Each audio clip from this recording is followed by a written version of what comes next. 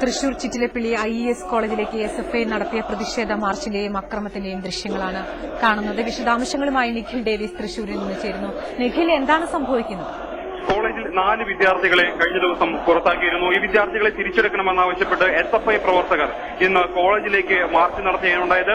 ഇന്നലെയും ഇന്നുമായി ഉപവാസ സമരത്തിലായിരുന്നു SFI പ്രവർത്തകർ. ഇവർക്ക് അനുഭാവം പ്രകടിപ്പിച്ചുകൊണ്ട് SFI ജില്ലാ സെക്രട്ടറി അനൂപിന്റെ നേതൃത്വത്തിലുള്ള SFI പ്രവർത്തകരാണ് ചിറ്റിലപ്പള്ളി IES കോളേജിലേക്ക് മാർച്ച് നടത്തിയത്. കോളേജ് കവാടം അടച്ചിട്ട കോളേജ് കവാടം ബലമായി തള്ളി തുറന്ന SFI പ്രവർത്തകർ കൈയിൽ കല്ലുമായി IES എഞ്ചിനീയറിംഗ് കോളേജിലേക്ക് ഓടിക്കയറുകയായിരുന്നു. പ്രിൻസിപ്പലിന്റെ ഓഫീസിന് മുന്നിൽ കുത്തിയിരുന്ന പ്രവർത്തകരിൽ ചിലർ ആദ്യം പ്രിൻസിപ്പൽ ഓഫീസിന്റെ ജനൽ ചില്ലുകൾ തകർത്തു. ഇതിനിടയിൽ അവിടെ നോട്ടീസ് ബോർഡിന്റെ ചില്ലുകളും തകർക്കുകയുണ്ടായി. പ്രിൻസിപ്പലിന്റെ മുറി പൂട്ടിയിട്ടിരിക്കുകയായിരുന്നു. പ്രിൻസിപ്പൽ ഈ സമയത്ത് സ്ഥലത്ത് ഉണ്ടായിരുന്നില്ല. അതേസമയം SFIയുടെ നേതാക്കളും കോളേജിലെ തന്നെ ചില സ്റ്റാഫ് അധികൃതരും ഉൾപ്പെടെയുള്ളവർ ചേർന്ന് പ്രിൻസിപ്പലിനെ ഒരു ചർച്ചയ്ക്ക് വിളിക്കാനുണ്ടായത്.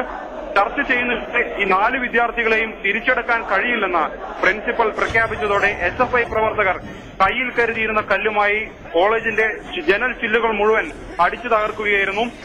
കോളേജിലെ സ്ത്രീ ജീവനക്കാർ ഉൾപ്പെടെയുള്ളവർ ഇത് കണ്ടു നിൽക്കുന്നുണ്ടായിരുന്നു. പെട്ടെന്നുണ്ടായ ഈ അക്രമം കണ്ട് സ്ത്രീ ജീവനക്കാർ ഉൾപ്പെടെയുള്ളവർ കോളേജിലേക്ക് ഓടിപ്പോവുകയാണുണ്ടായത്.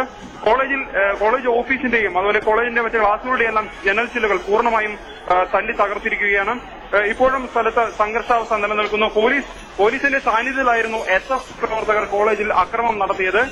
പ്രവർത്തകരെ അറസ്റ്റ് ചെയ്യാൻ പാകത്തിൽ ഒരു പോലീസ് സേന ഉണ്ടായിരുന്നില്ല. പ്രവർത്തകർ മാർച്ച് തുടങ്ങും മുമ്പ് തന്നെ കയ്യിൽ കല്ലുമായാണ് കോളേജിലേക്ക് കയറിയത്. കോളേജിൽ കയറി ഈ ചർച്ച പാളിപ്പോയി എന്ന് മനസ്സിലായതോടെ SFI പ്രവർത്തകർ കയ്യിൽ കരുതിയിരുന്ന കല്ലുകൊണ്ട് ജനൽ ചില്ലുകൾ മുഴുവൻ അടിച്ചു തകർക്കുകയാണ്, എറിഞ്ഞു തകർക്കുകയാണ് ഉണ്ടായത്. SFIയുടെ ജില്ലാ നേതാക്കളും ഉണ്ടായിരുന്നു.